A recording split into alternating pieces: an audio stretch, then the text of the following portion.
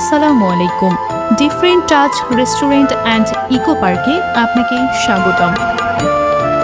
আজ আমি আমার জীবনের চরম সত্যের কিছু কথা বলে যেতে চাই। ডিফারেন্ট টাচের অজানা কিছু কথা। যে মানুষটা জীবনে কারো সাথে ঝগড়া করেনি, তার আজ এত শত্রু কেন? অন্যের মুখে হাসি ফোটানোর জন্য আমার রক্ত জল করা পরিশ্রমের নামই ডিফারেন্ট টাচ।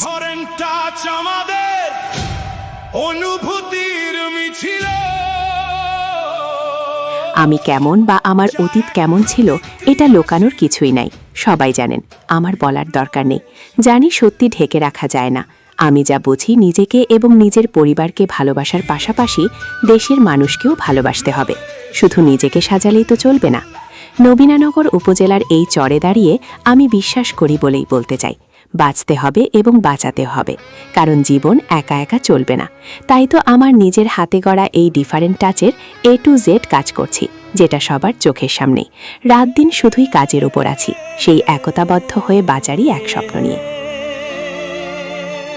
সব মানুষেরই কিছু গল্প আছে। নিজের গল্পে মানুষ নিজেই বাঁচে। হাজারো ভিড়ের মাঝে মূলত সবাই একা। জানি চরম সত্যের কাছে নত হতে হয় সবাইকে। জীবন সুন্দর, সবুজ বনানী ঘেরা প্রকৃতি সুন্দর, আর সবচেয়ে সুন্দর এই বেঁচে থাকা। তবুও কি আজীবন বেঁচে থাকা যায়? আমার জীবনে আমি কারো সাথে কখনো ঝগড়া করিনি। আমার কোনো শত্রু ছিল না। এই শত্রুগুলো গিয়াসউদ্দিন তৈরি করেছে। সে আমার নামে মিথ্যা ছড়াচ্ছে। আজ যারা আমার ক্ষতি করতে আসে, তারাই আমাকে বলে, হাবিব, তোমার নিজের লোকই তো সব করাচ্ছে। আমি এক অদ্ভুত নোংরা খেলার শিকার হয়েছি। 2025 সালের সেই কালো দিন থেকেই আমার জীবনের সাথে এক নতুন যুদ্ধ যুক্ত হয়, যা আজও চলতেছেই। গিয়াসউদ্দিন যা করছে তা কোনো ভুল নয়, পুরোটাই পরিকল্পিত ইচ্ছা। সে আমার পার্কের জরিমানার টাকা আত্মসাৎ করেছে, অথচ আমি আজ পর্যন্ত জানলাম না কত টাকায় সে রফাদফা করল। সে ইচ্ছাকৃতভাবে অন্যদের আমার সাথে মিটমাট করতে বাধা দিয়েছে। কেন জানেন? যাতে মানুষ বুঝতে না পারে যে মূল ঝগড়াটা তার মেয়ে আখিই লাগিয়েছিল। আজকে ঠিক, কালকে তা ভুল। মানুষ তো নিয়তির হাতের পুতুল, আর হঠাৎই করেই হয় কোনো গল্পের শেষ। ওই কিরে মধু মধু, আরে না, রসমালাই।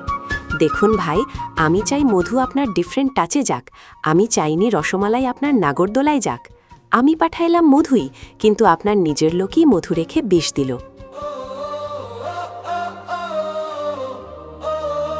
গিয়াসউদ্দিনের মেয়ে আখি নাগরদোলায় উঠে বলছিল মধু মধু, যা তখন টিকটকে ভাইরাল ছিল। আর তার জবাবে মনির মোল্লার ছোট ভাই বলেছিল রসমালাই। এই সামান্য একটা টিকটক ইস্যু নিয়ে তারা ঝগড়াটা পাকালো। অথচ আমি তো টিকটক নিয়ে থাকি না, আমি আমার ব্যবসা নিয়ে থাকি। সহজ হতো লড়াই যত মুখোশগুলো যদি মুখ হতো, কারণ মুখোশগুলোর জন্য মুখ চেনা যায় না। গিয়াসউদ্দিন আগে থেকেই বলে বেড়াচ্ছিল যে পার্কে ঝগড়া হবেই হবে। যখন দেখল কেউ ঝগড়া করছে না, তখন নিজের মেয়েকে দিয়ে এই উস্কানিটা তৈরি করালো। সবচেয়ে বড় প্রমাণ কি জানেন? মনির মোল্লা নিজে এখনও জীবিত আছে। সে সরাসরি আমাকে টেলিফোনে কসম কেটে বলেছে, হাবিব ভাই, আমি মিথ্যা বলবো না, আপনার চাচাতো ভাই গিয়াসউদ্দিনই আমাকে মানা করেছে আপনাকে মিটিংয়ে রাখতে বা আপনাকে জানাতে। মনির মোল্লা ঢাকা থেকে আমাকে স্পষ্ট বলেছে যে সে অনেক চেষ্টা করেছিল আমার সাথে বসার জন্য, কিন্তু গিয়াসউদ্দিন 1-1.5 ঘন্টা তার সাথে আলাদা আলাপ করে তাকে থামিয়ে দিয়েছে। গিয়াসউদ্দিন চেয়েছিল আমি যেন কিছু না জানি, আর সে যেন একা একা আমার পার্কের জরিমানার টাকাটা আত্মসাৎ করতে পারে। আমার কাছে অডিও কল রেকর্ডিং আছে, যে রেকর্ডিংয়ে সবার সত্যিটাই বলে স্বীকার করেছে। আপনারা যাচাই করে দেখুন, আমার কোনো দোষ ছিল না, আর সেটা শত শত মানুষের সামনে। সবাই তো আমার গিয়াসউদ্দিনের লোক না, সত্যিকারই লোকজনও ছিল। দেখেছ সবাই হাসি খুশি? দেখনি আমার কত ক্ষত? অমানুষ দেখতে, কিন্তু মানুষের মতোই। আমার কতটা কষ্ট হয়েছিল তা আমার আল্লাহ জানেন, যখন গিয়াসউদ্দিন নিজের মেয়েকে দিয়ে ঝগড়া লাগিয়ে আমার ব্যবসা নষ্ট করেছে এবং আমার টাকা পকেটে ভরেছে। ঝগড়া যদি হওয়ারই হতো তবে গত 2টা ঈদে, কোরবানি এবং রমজানের ঈদে আমি যখন একলা পার্ক চালালাম তখন কেন একটা টু শব্দও হলো না? কারণ তখন গিয়াসউদ্দিন আর তার মেয়ে সুযোগ পায়নি। সে আমার আপন রক্ত হয়েও আমার পেছনে সিন্ডিকেট লাগিয়ে রেখেছে, যাতে আমি আর মাথা তুলে দাঁড়াতে না পারি। আমি যদি আজ মারাও যাই, আমার দুঃখ নেই। আমি চাই ভবিষ্যতে যেন আর কারোর সাথে এমন বেইমানি করার সাহস কেউ না পায়। লোকে বলে প্রমাণ আর ফুটেজ দিয়ে কি হবে? আমি যদি সামান্য একটা ফলও চুরি করতাম তবে এই সমাজ আমাকে পিটিয়ে মেরে ফেলত। অথচ আজ আমার কোনো দোষ নেই বলে ওরা সরাসরি কিছু করতে পারছে না। ওরা যে লোকটাকে আমার দোকানে স্টাফ বানিয়ে পাঠিয়েছিল সেই লোকই স্বীকার করেছে যে আমার কোনো দোষ নেই। এই ডিফারেন্ট টাচের জন্য আমি যা হারিয়েছি তা কাউকে বলে বোঝানো যাবে না। আমি মরতে রাজি আছি, কিন্তু মিথ্যার কাছে হার মানতে রাজি নই। আমার লাশের সামনে যেন কোনো মিথ্যা টিকে না থাকে, আল্লাহর কাছে শুধু এইটুকুই চাওয়া। সত্য হলো আমার কোনো শত্রু ছিল না, এই শত্রুগুলো সৃষ্টি করেছে গিয়াসউদ্দিন। সে আমার আপন চাচাতো ভাই হয়েও আমার ব্যবসা নষ্ট করতে সিন্ডিকেট বানিয়েছে।